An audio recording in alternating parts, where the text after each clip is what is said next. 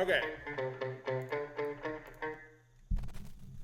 That's just messing around with D blues scale.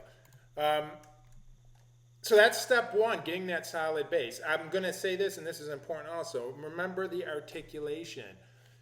Articulating for me, like all the tonguing I was doing, that's what's locking in my notes to the rhythm. It's just locking it in.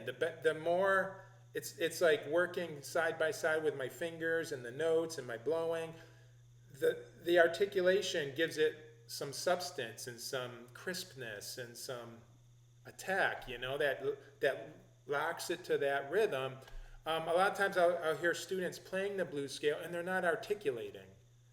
They're just trying to play random notes and play licks and ideas, but without the articulation, it just sounds loose and kind of sloppy, especially in a funk setting. To me, I can't think of any funk sax players that I hear that don't articulate well. So that's just something to think about while you're doing it. The articulation is part of what you're doing and expressing yourself. So that's the first step.